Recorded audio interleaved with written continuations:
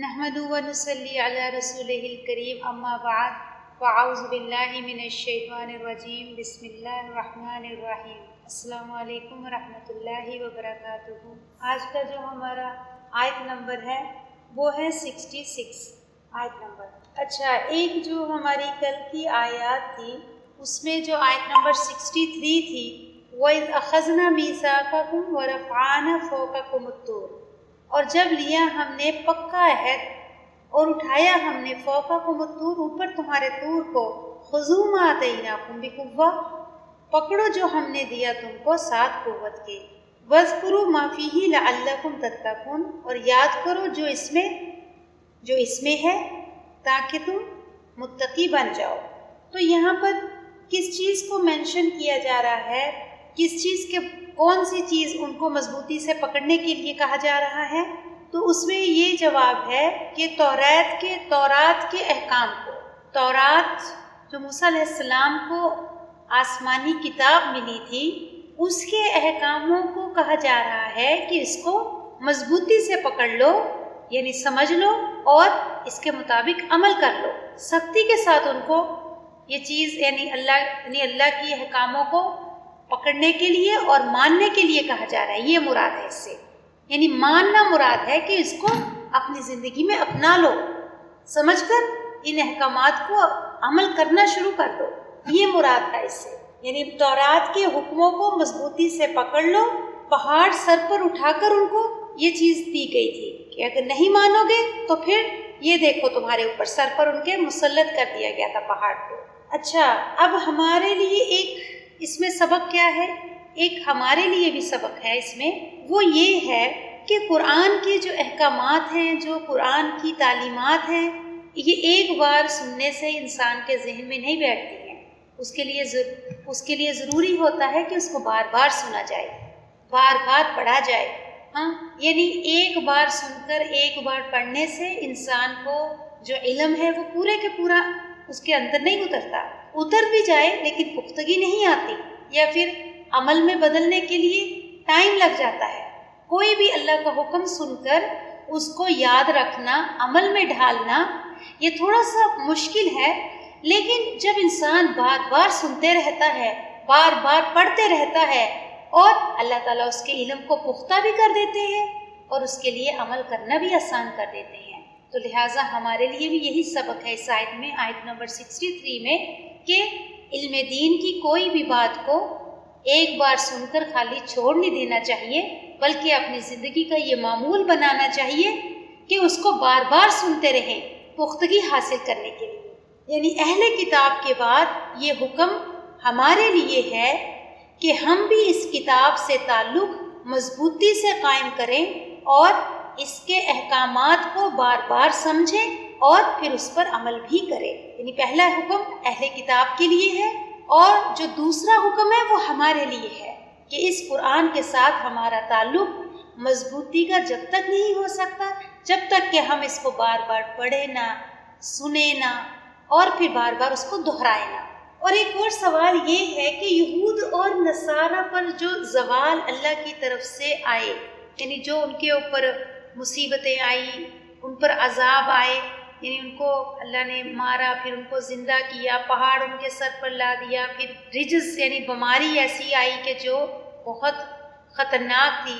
تو یہ زوال آنے کی وجہ کیا تھی؟ کیوں اتنے زوال ان کے اوپر، مصیبتیں کیوں اتنی آتی؟ ان مصیبتوں کی وجہ یہ ہے کہ جب انسان اپنے زندگی کے مقصد کو بھول جاتا ہے۔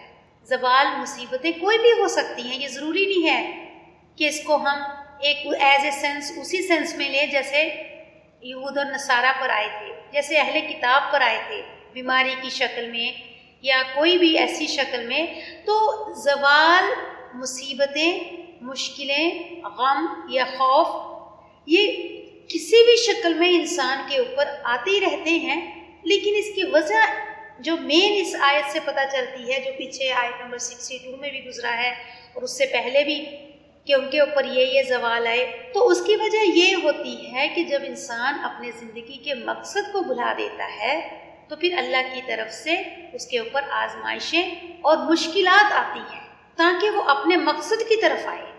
اب اہل کتاب کو اللہ سبحانہ و تعالیٰ نے ایک اونچا عہدہ دیا تھا، ایک نبی دیے اور ان کو کتاب دی، توریت دی، اور ان کے لیے آسمانوں سے کھانا اتارا اور ان کے لیے پانی کے چشمے بہا دیے اور ان کے اوپر آسمانوں سے سایہ بھی کر دیا۔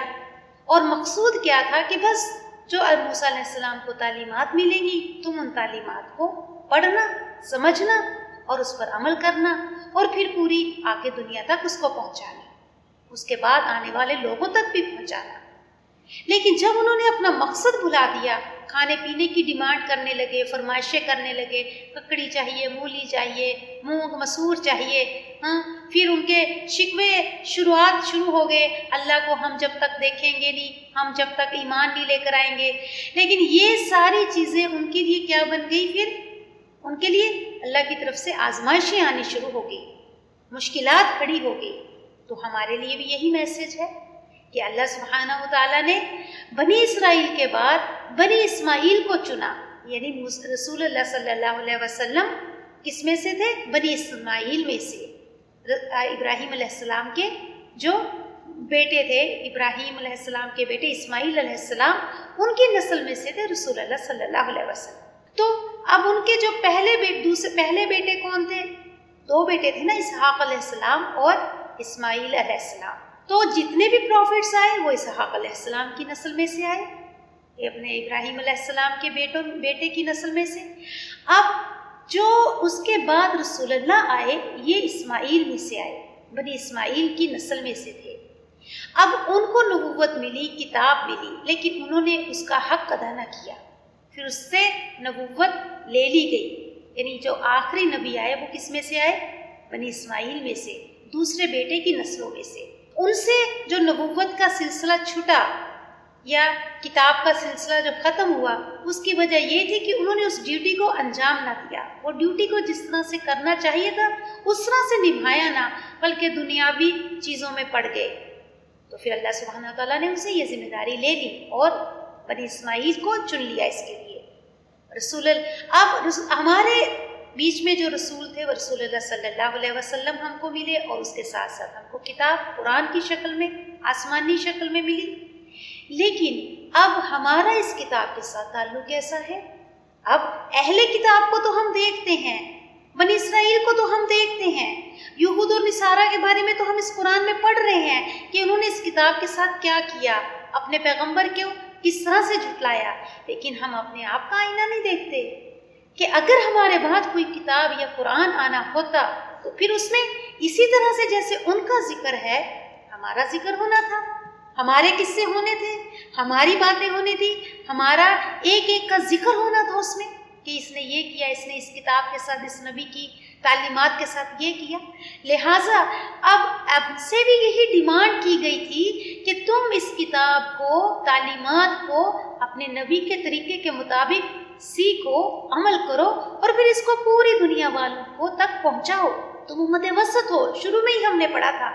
لیکن کیا ہم آج اس کتاب کے ساتھ کیا کر رہے ہیں؟ اس کتاب کے ساتھ کیا ہمارا حال بھی کہیں بنی اسرائیل کے جیسا تو نہیں ہے؟ ہمارا بھی حال آج یہود اور نصارہ کے جیسا تو نہیں ہے کہ ان کے اندر یہ کتاب کا علم ہی ختم ہو گیا تھا، کتاب رہ گئی تھی لیکن اس کا علم کوئی نہیں تھا، پتہ کچھ نہیں تھا۔ بظاہر ایک اس میں بھی تبدیلیاں کر دی تھی انہوں نے، سب طریقے بدل دیے تھے۔ تو آج امت مسلمہ بھی اپنا حال دیکھ لے کہ آج ہمارے گھروں میں سے، ہمارے فیملیز، ہمارے کنبے قبیلے میں سے کتنے لوگ ہیں جو قرآن کو سمجھ کر پڑھتے ہیں یا سمجھنا جانتے ہیں، یا جن کو پتہ ہے قرآن حدیث کیا کہتا ہے؟ کتنے لوگ ہیں؟ کتنے کم ہیں؟ اور لا علمی کی زندگی جینے والے کتنے زیادہ ہیں؟ یہ حساب لگا لیں اپنے اپنے شہروں کو، اپنے اپنے ملکوں کو دیکھ کر، کیا ہمارا حال بنی اسرائیل سے کم تو نہیں؟ تو بنی اسرائیل پر اللہ کی طرف سے آزمائشیں آنے شروع ہو گئی، مشکلاتیں، تکلیفیں۔ آج ہم پر بھی وہی حال ہو رہا ہے، ہماری بھی آزمائشیں ہو رہی ہیں۔ کیوں؟ ہم نے یہ جو حکم تھا اللہ کا اس کو بدل دیا۔ ہمیں جو اللہ تعالیٰ نے کتاب اور نبوت ہم کو نبی دیے تھے، اس کا جو تقاضا تھا اس کو ہم بھی پورا نہیں کر رہے۔ آج دیکھیں تو کتاب کو کوئی جاننے والے نہیں ہیں، سمجھنے والے بہت کم ہیں، اور پھر اس کے بعد رسول اللہ صلی اللہ علیہ وسلم کے طریقے پر چلنے والے بہت کم ہیں۔ بدعات کتنے زیادہ آگے ہیں، دین کے طریقے کتنے بدل دیے ہیں ہم نے۔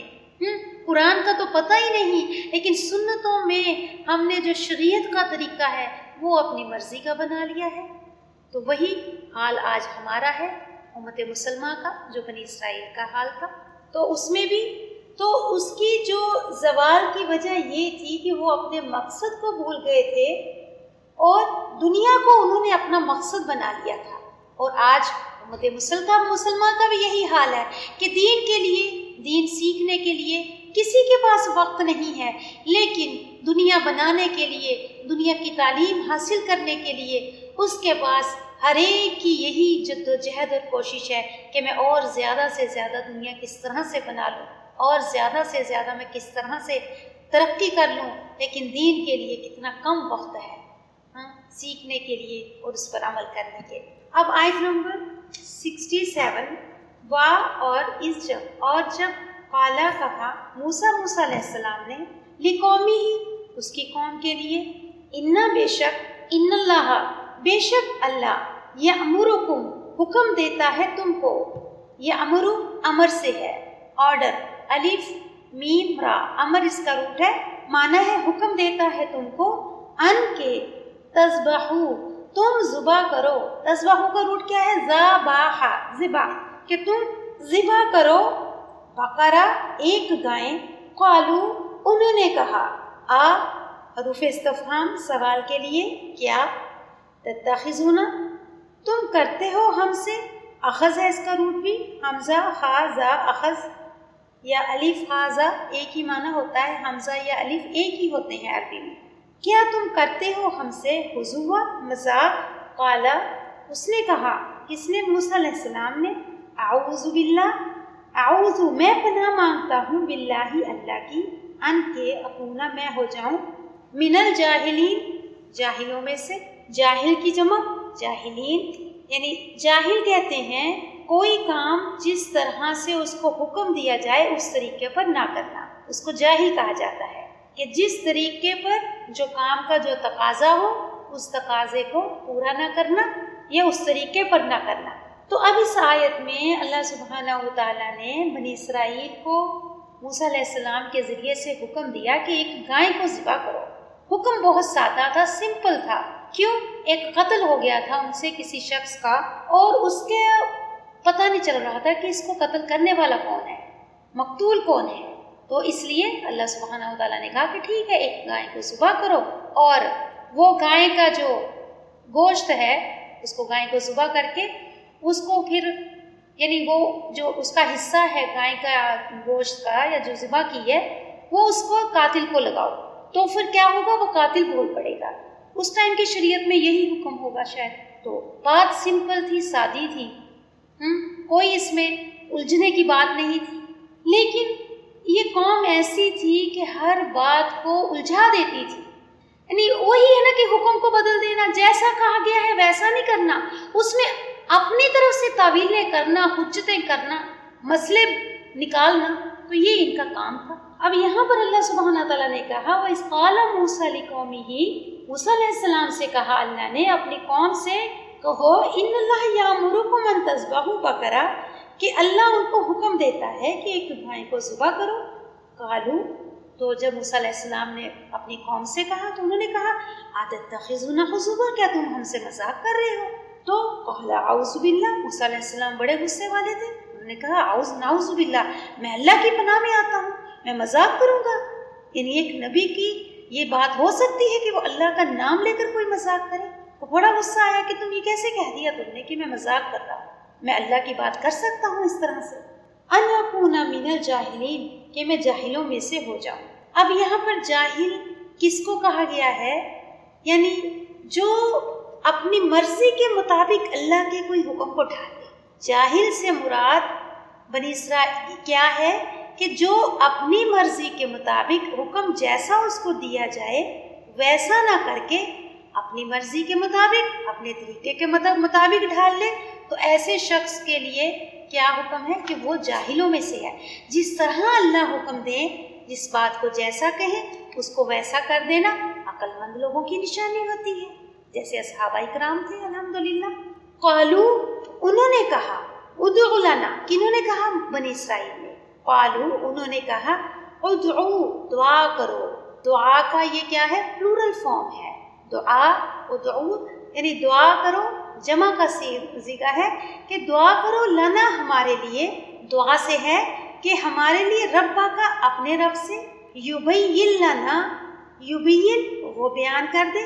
یبین کس سے ہے؟ بیان سے ہے، یعنی کھول کر بیان کر دے، واضح بیان کر دے.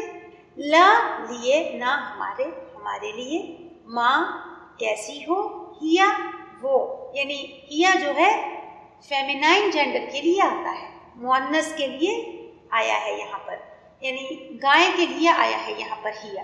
قالا کہا، انہو بے شک وہ، یقولو فرماتا ہے، کون؟ اللہ سبحانہ و تعالی. انہا کہ بے شک وہ کیا، بے شک وہ کیا ہے؟ گائیں. کہ بے شک وہ بقرہ ایسی گائیں ہو، لا فارد لا نہیں فارد بڑی، فا را دا اس کا روٹ ہے. فردا کہتے ہیں سب چیز کا کاٹنا. یعنی اللہ سبحانہ و تعالیٰ موسیٰ علیہ السلام کو فرماتے ہیں کہ ان سے کہو کہ گائیں کیا ہو؟ بوڑھی نہ ہو، ولا بکر اور نہ جوان، یعنی بیچ کی عمر کی ہو، نہ بوڑھی ہو نہ جوان ہو.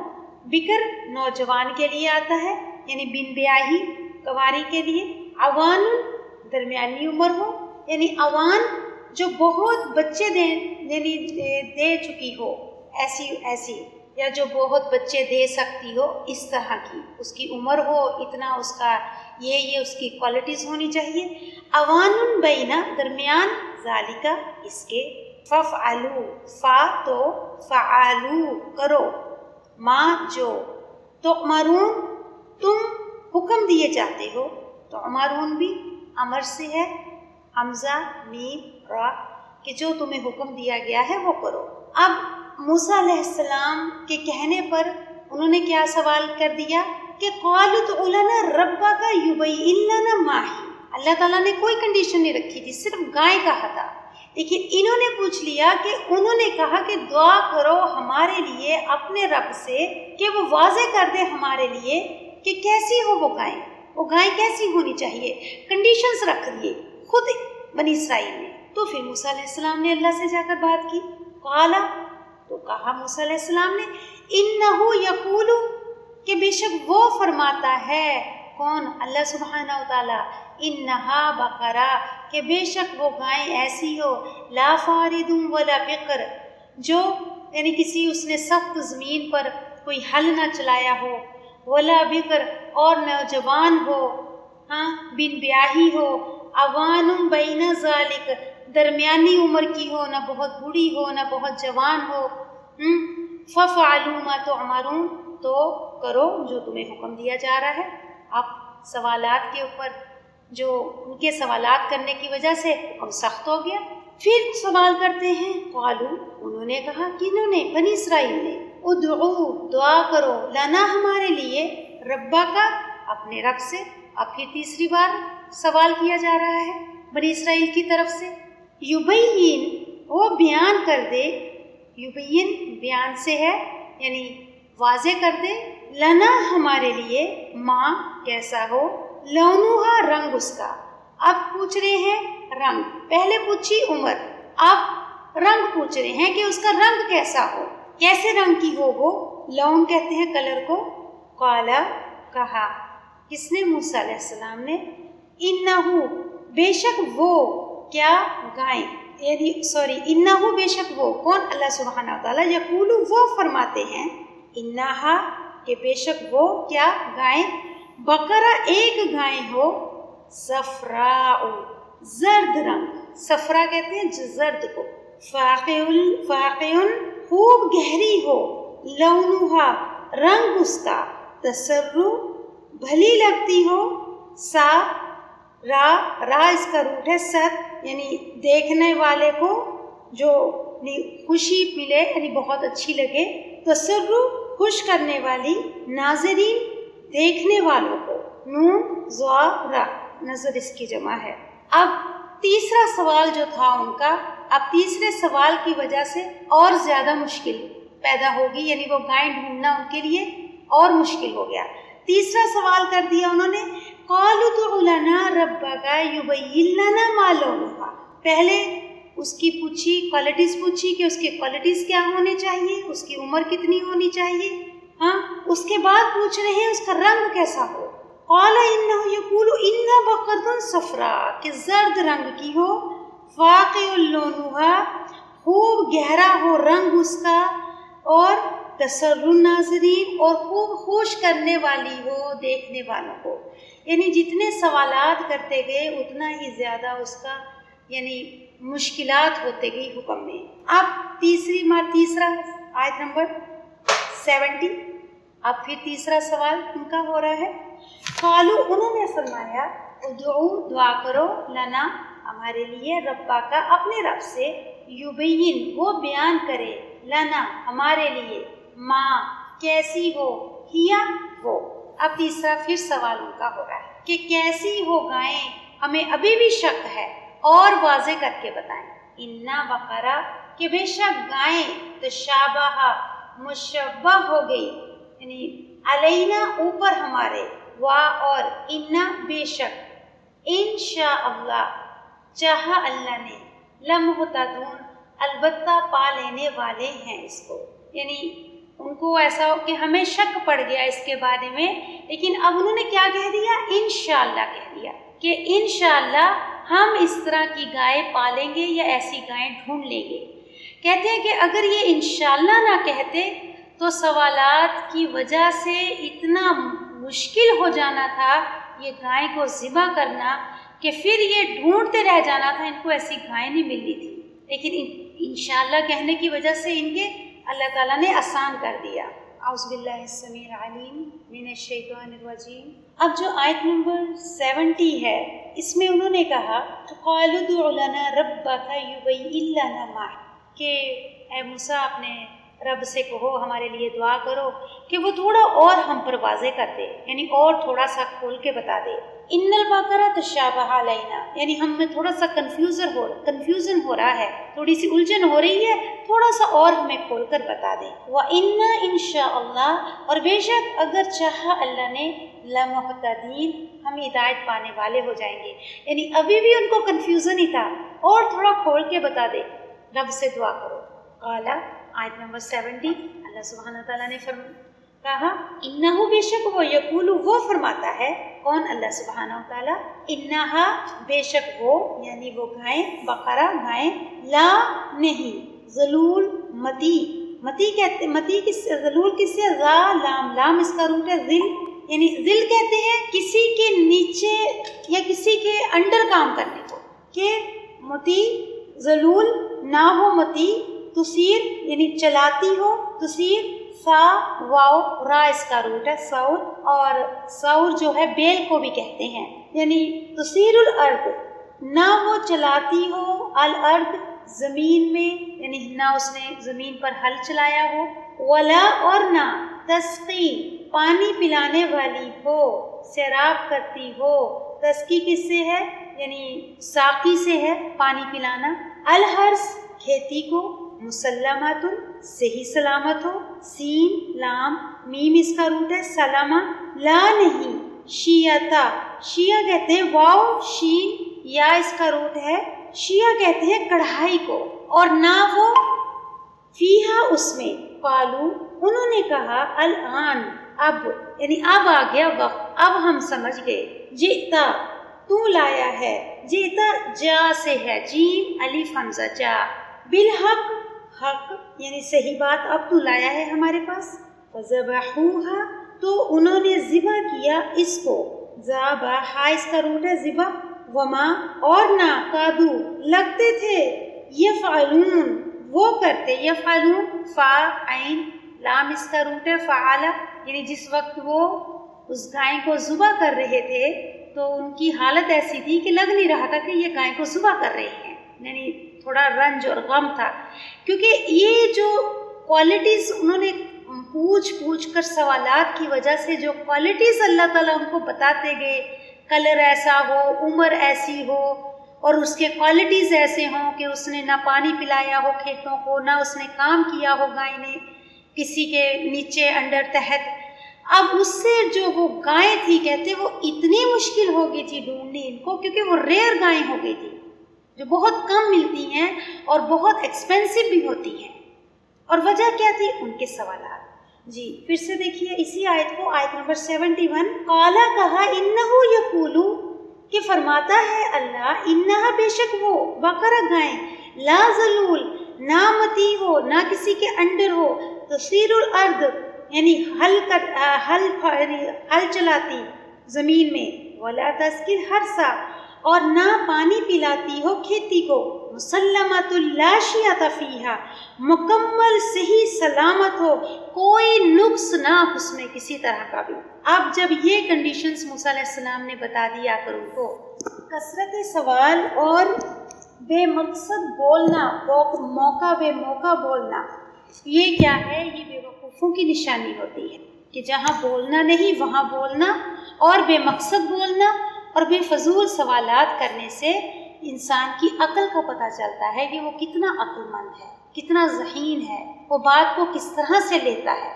تو بے مقصد بے فضول بولنا، اس سے بھی انسان کو پرہیز کرنا چاہیے. اور جو زیادہ بولنا ہے یہ انسان کے دل کو سخت کر دیتا ہے، اور اس کے اندر جو صلاحیتیں ہیں علم دین سیکھنے کی یا آگے اس کو پہنچانے کی یا عمل کرنے کی، تو اس کی جو صلاحیتیں ہیں ان کو ختم کر دیتا ہے. زیادہ بولنا، بے مقصد بولنا اور بات بات پر بولنا اور بے مقصد سوالات کرنا انسان کو اس کی خوبیوں کو چھپا دیتا ہے اور اس کے اندر کی صلاحیتوں کو ختم کر دیتا ہے. اچھی صلاحیتیں جو ہوتی ہیں وہ ضائع ہو جاتی ہیں.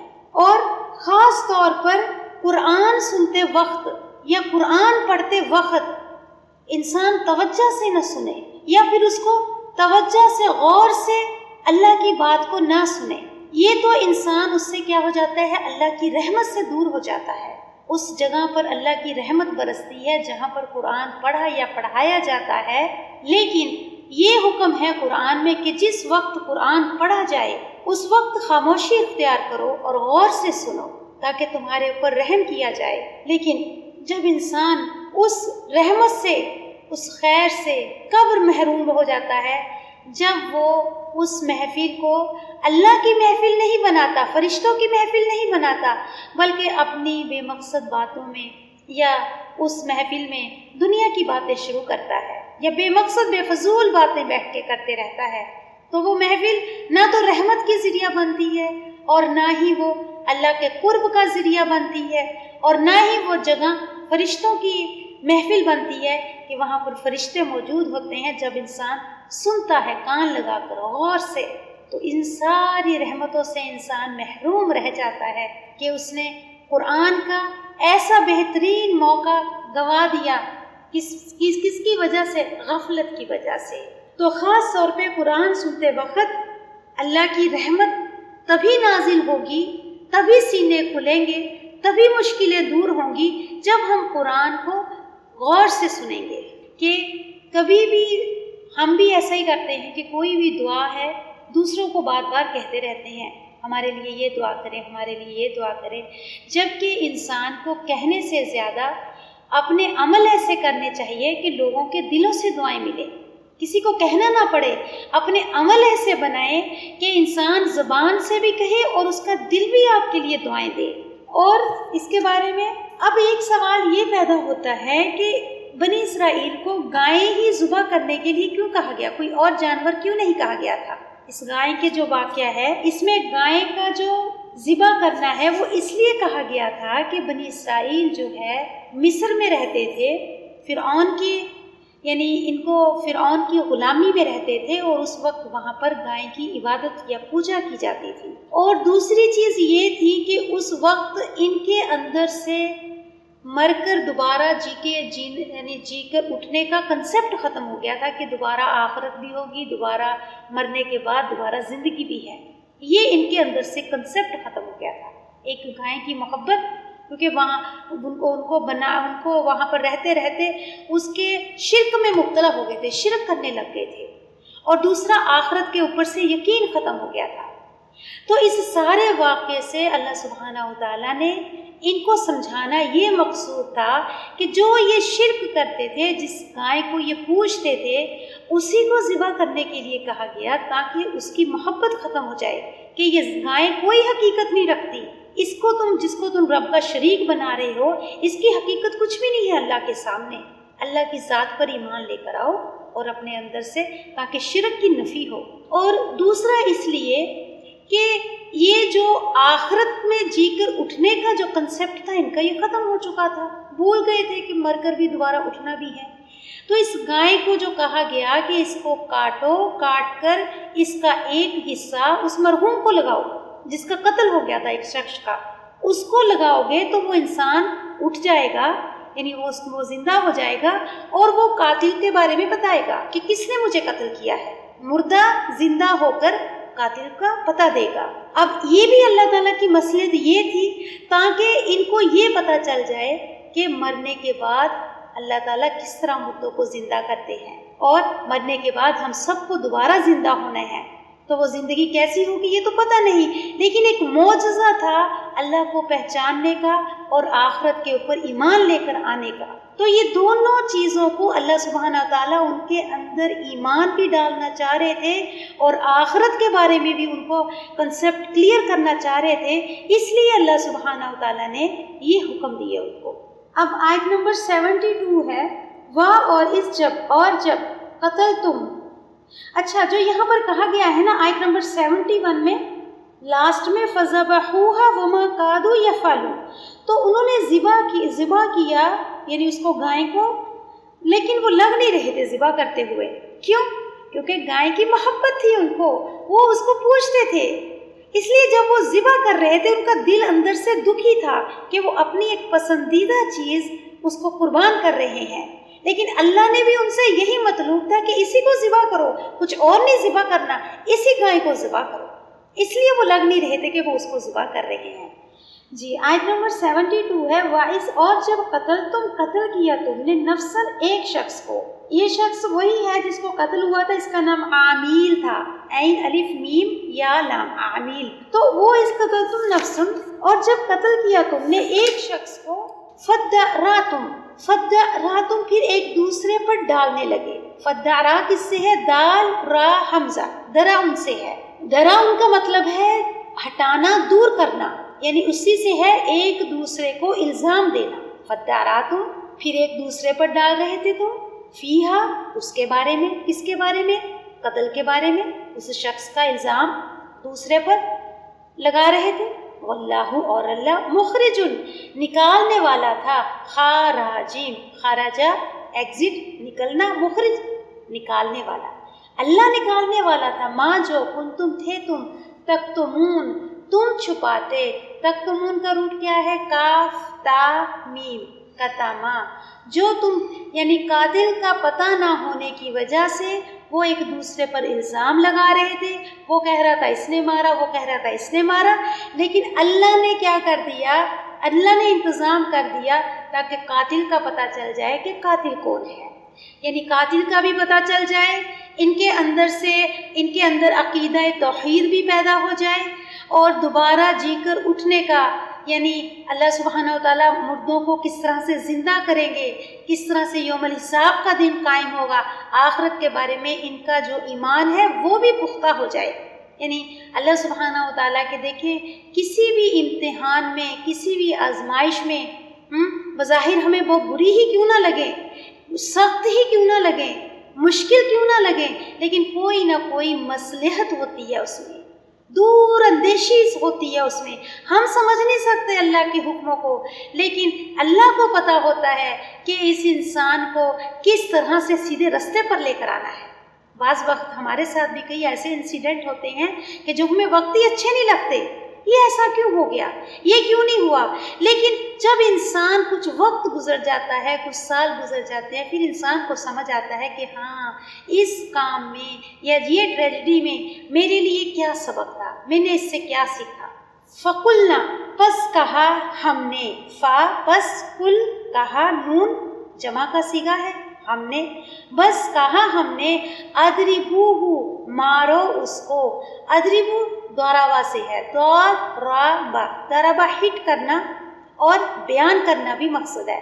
مثال کے بیان کرنے کے لیے بھی آتا ہے، ایک دوسرے کو مارنے کے لیے بھی آتا ہے، اور مثال کے بیان کرنے کے لیے بھی ضربہ آتا ہے. اضربوہ مارو اس کو، ببعضہا بھی ساتھ، بعض حصہ، ہاں اس کا یعنی بعض حصہ اس کا، بعض حصے کو، یعنی گائے کا بعض حصہ اس مردے کے بعض حصے کو ہٹ کرو، مارو.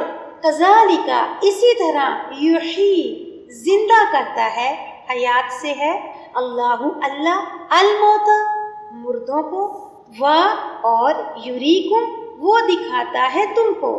یری اس سے ہے راآ، پیچھے بہت بار گزر چکا ہے یہ لفظ. اگر آپ اپنے ہاتھ میں قرآن لے کر بیٹھے ہیں، اس کا مقصد ہی یہ ہے کہ لفظوں کو جب تک نہیں سمجھ سکتے، جب تک آپ کے سامنے یہ لفظ ہوں گے نہیں، آپ کے ہاتھ میں قرآن نہیں ہوگا اور آپ کی نگاہیں الفاظوں پر نہیں ہوں گی. کیونکہ ماشاءاللہ سے اگر آپ یعنی پورے طریقے سے قرآن ہاتھ میں لے کر بیٹھتے ہیں تو انشاءاللہ یہ ہو نہیں سکتا کہ یہ لفظ اتنے مشکل ہیں کہ آپ کو یاد نہ، ایسا ہو نہیں سکتا. بار بار، کیونکہ اتنی بار ریپیٹیشن ہوتی ہے قرآن میں لفظوں کی کہ نیو لفظ بہت ہارڈلی کم ہوتے ہیں، زیادہ تر ریپیٹیشن ہوتی ہے.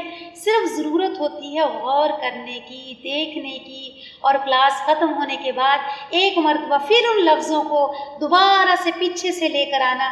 انشاءاللہ اگر اللہ نے چاہا تو آپ اس حق کو پورا کرنے میں کامیاب ہو جائیں گے کہ میرے قرآن کو پڑھا تھا، سمجھا تھا، لفظوں کو سمجھا تھا، یہ حق ہے اس کا. تو اس کو حق کو اگر آپ کو ادا کرنے کی فکر ہے اور واقعی آپ حق ادا کرنا چاہتے ہیں تو انشاءاللہ اللہ آپ کو اس کو بہترین سمجھا بھی دیں گے اور آپ کو یہ لفظ یاد بھی ہو جائیں گے. پھر جب بھی آپ قرآن پڑھیں گے، ریپیٹیشن کریں گے، انشاءاللہ آپ کو وہ چیزیں بھی یاد آئیں گی، وہ واقعات بھی یاد آئیں گے. اچھا یہاں پر یہ کہا گیا تھا، یہاں پر یہ کہا گیا تھا، انشاءاللہ تعالی. اور ویسے پختہ علم تو بار بار پڑھنے سے ہوتا ہے، ایک بار میں تو پورے طریقے سے نہیں بھی آتا، انسان کے اندر پورے طرح سے جذب نہیں ہوتا ہے. وَيُرِيكُمْ اور وہ دکھاتا ہے تم کو، آیاتہ اپنی نشانیاں، لَعَلَّكُمْ تاکہ تم، تعقلون تم عقل سے کام لو. تعقلون عقل سے ہے، عین قاف لام اس کا روٹ ہے. عقل کا جو لفظی معنی ہوتا ہے وہ ہے باندھنا، ملا ہوا، جڑا ہوا، باندھنا اسی سے ہے. اب اللہ سبحانہ و تعالیٰ اس آیت میں اسی واقعے کا ذکر کر رہے ہیں، یعنی وہ بنی اسرائیل کے ایک شخص کا جس کا انتقال ہو گیا تھا، جس کو قتل کر دیا گیا تھا، اور قاتل کے بارے میں پتہ نہیں تھا اور وہ ایک دوسرے کو الزام لگا رہے تھے. تو اللہ سبحانہ و تعالیٰ نے اس گائے کو ذبح کرنے کا حکم دیا، لیکن وہ گائے کے بارے میں جو انہوں نے سوالات ایک کثرت کیے، اس کی وجہ سے وہ گائے کے مشکل ہوتے گئی، یعنی وہ گائے ان کے لیے ڈھونڈنا مشکل ہوتے گیا، کیونکہ وہ ایسی گائیں بہت کم ملتی تھی. لیکن پھر اللہ سبحانہ و تعالیٰ نے آخر انہوں نے اس گائے کو ذبح کر دیا.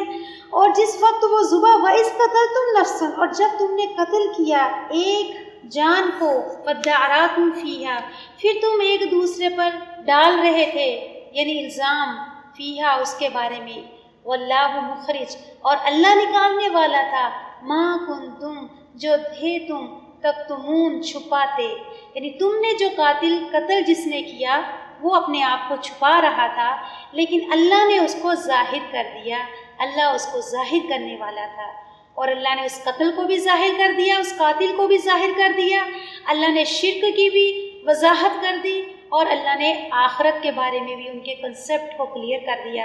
یعنی مسئلہ ایک تھا، لیکن اس کے پیچھے کتنے زیادہ اس کی مصلحت تھی کہ کتنے مسئلے حل ہونے تھے ان کے.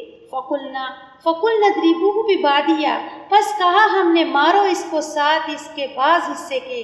کذالک یحیی اللہ الموتى اب بعد میں وہی میسج اللہ تعالیٰ دے رہے ہیں جو ان کو سمجھانا چاہ رہے تھے کہ اصل میں مقصد یہ تھا اس گائے کو ذبح کرنے کا کہ اللہ دکھانا چاہتا تھا کہ کس طرح اللہ تعالیٰ انسانوں کو زندہ کرے گا، مرنے کے بعد کیسے زندہ ہوں گے. کذالک یحیی اللہ الموتى اسی طرح زندہ کرتا ہے اللہ مردوں کو. وَيُرِيكُمْ آيَاتِهِ، وہ دکھاتا ہے تم کو نشانیاں، کس لیے؟ لَعَلَّكُمْ تَعْقِلُونَ، تاکہ تم عقل کا استعمال کرنا سیکھو، اپنی عقل سے یعنی کام لو۔ یعنی کس عقل سے کام لینے سے مراد کیا ہے؟ کیا سمجھے آپ عقل کا استعمال کرنا؟ نمبر 1 تو یہ ہے کہ قرآن پورا ہی انسان کی عقل کو جگاتا ہے۔ یہ انسان کی عقل کو سوچنے سمجھنے کی جو صلاحیت ہے اس کو جگاتا ہے قرآن۔ لیکن جو سنے گا، جو غور سے سنے گا، جو اس کو بار بار سنے گا، اس کے لیے ایسا نہیں ہے کہ کچھ سنا کچھ نہ سنا، کچھ سنا انسنا کر دیا، تو اس کی عقل جاگے گی ہی جاگے گی۔ اللہ اس کو عقل کا صحیح استعمال کرنا سکھائیں گے۔ اور دوسری چیز اللہ سبحانہ و تعالیٰ اس میں یہ ہے کہ اللہ سبحانہ و تعالیٰ ہمیں یہ بھی سکھانا چاہ رہے ہیں کہ جس طرح سے اس کا جسم انسان وہ بولے گا، وہ اس کا حصہ لگنے سے گائے گا، وہ انسان بول دیا، اس نے نام بول دیا کہ اس نے مجھے قتل کیا ہے، اسی طرح سے انسان بھی یوم الحساب کے دن اس کے جسم کے اعضاء بولیں گے، اس کا جسم کا ہر ایک حصہ بولے گا، ہاتھ بولے گا، زبان بولے گی، نگاہیں بولیں گی، دماغ بولے گا۔ یعنی جو نافرمانی کے گناہ کے کام انسان دنیا میں کر رہا ہے اور وہ سمجھ رہا ہے کوئی نہیں دیکھ رہا، اللہ نہیں دیکھ رہا، بندوں نے بھی نہیں دیکھا، اللہ کو تو سمجھتے ہی نہیں ہے کہ دیکھ رہا ہے۔ نعوذ باللہ، اتنا ہمارا ایمان کمزور ہو گیا ہے۔ اور دوسرا، بندوں سے جو چوری سے انسان کوئی کسی کی امانت میں خیانت کرتا ہے یا بندوں کا حق مارتا ہے یا کسی بندے کے ساتھ ظلم زیادتی کرتا ہے، کسی کے ساتھ دھوکہ دیتا ہے، کسی کے حق تلفی کرتا ہے، آج دنیا میں تو تم سمجھ رہے ہو تم کامیاب ہو گئے، تمہیں کسی نے نہیں دیکھا، لیکن اس دن کے بارے میں سوچو کتنا بڑا معجزہ اللہ ہماری عقل کو جگا رہے ہیں کہ اس دن کیا بنے گا تمہارا، جب تمہارے سارے جسم کے حصے ہی تمہارے دشمن ہو جائیں گے، تمہارے بارے میں گواہی دیں گے کہ اللہ تعالیٰ یہ جھوٹا ہے، یہ اس میں دل نے رکھا ہوا تھا، دماغ میں یہ سازشیں تھی اس کی، ہاتھ کہیں گے اس نے ہاتھوں سے یہ گناہ کیے، اسی طرح سے زبان بھی یہ اس نے باتیں کہی تھی، تو سارا جسم انسان کے خلاف ہو جائے گا یوم الحساب کے دن۔ تو اس دن کے بارے میں ہم کو بھی سوچنا چاہیے اور اپنے اندر خوف لے کر آنا چاہیے۔ اور دنیا میں چاہے آپ کو کوئی دیکھ رہا ہے یا نہیں دیکھ رہا، لیکن اللہ سبحانہ و تعالیٰ تو انسان کو ہر وقت دیکھتے ہیں۔ جو انسان کسی کے ساتھ، اللہ کے ساتھ یا اللہ کے بندوں کے ساتھ کیسا سلوک کر رہا ہے، کوئی دیکھے نہ دیکھے لیکن اللہ دیکھ رہا ہے۔ ہمیشہ اپنے دل میں یہ یاد رکھیں کہ کوئی بھی گناہ کا کام کرنے سے پہلے یہ سوچ لیں کہ یہ جس حصے سے میں اپنے کر رہی ہوں، دماغ سے، ہاتھ سے، کانوں سے، دل سے، یہ سارے حصے اسی طرح بولیں گے جس طرح سے یہ شخص بول دیا، اس نے قاتل کا نام بتا دیا، اسی طرح سے میرا جسم بھی میرے ہی خلاف گواہی دے گا۔ تو لہٰذا اس زمین پر اگر انسان یہ سوچے تو پھر اس زمین کے اوپر کھڑ کے ہم کوئی غلطی یا گناہ نہیں کر سکتے۔ کیوں؟ کیونکہ یہ زمین کا ٹکڑا بھی ہمارے خلاف ہو جائے گا۔ اگر ہم نے کوئی گناہ، غلطی یا اللہ کی نافرمانی کی ہوگی تو یہ زمین بھی گواہ ہو جائے گی ہمارے بارے میں۔ تو لہٰذا نہ ہم زمین سے ہٹ کے کوئی کام کر سکتے ہیں، نہ آسمان سے چھپ سکتے ہیں۔ تو لہٰذا کیا کرنا چاہیے؟ اپنی زندگی کو بھلے طریقے سے گزارو جس طرح سے اللہ نے حکم دیا ہے۔ تمہارے ساتھ جو کوئی جیسا بھی کرتا ہے لیکن تم وہی کرو جو تمہیں اللہ کا حکم ہے۔ اور ایک جو آیت نمبر 70 ہے، اس سے ہم کو یہ بھی پتہ چلتا ہے کہ نیکی کے کاموں میں دیر نہیں کرنی چاہیے۔ نیکی کا کوئی بھی کام جب تک نہیں پتا، ٹھیک ہے پتہ نہیں تھا، امانت میں خیانت کر دی یا انسان نے جھوٹ بول دیا یا انسان نے کوئی دھوکہ دے دیا کسی انسان کو، لیکن جب انسان کو کوئی بھی اللہ کا حکم یا اللہ کی کوئی آیت سمجھ آنے لگ جائے، پھر انسان کو نہیں رکنا چاہیے بلکہ فوری اس کو اپنا لینا چاہیے۔ اور جیسے ہی نیکی کے کاموں میں دیر نہیں کرنا چاہیے، جیسے حکم ملا ہے اس کو فوری اسی طریقے سے کرنا چاہیے۔ کیونکہ قرآن میں اللہ سبحانہ و تعالیٰ فرماتے ہیں یسارعون فی الخیرات، نیکی کے کاموں میں جلدی کرو، پتہ نہیں پھر موقع ملے نہ ملے۔ انسان کو اپنی زندگی کے بارے میں کچھ پتہ نہیں ہے، اور نیکی کے بارے میں ٹال مٹول نہیں کرنی چاہیے۔ پتہ نہیں انسان کی زندگی کتنی ہے کتنی نہیں، کتنی انسان کے اندر صلاحیتیں ہیں جو آج ہیں کل نہیں رہیں گی۔ تو نیکی کے کاموں کو سنتے ہی عمل کر لینا چاہیے۔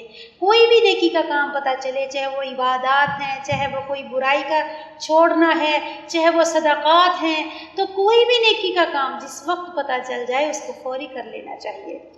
سبحان رب العزت عما یصفون وسلام علی المرسلین والحمد للہ رب العالمین۔ سبحانک اللہم وبحمدک نشہد ان لا الہ الا انت نستغفرک ونتوب الیک۔ اللہم صلی وسلم علی نبینا محمد۔ السلام علیکم ورحمۃ اللہ وبرکاتہ۔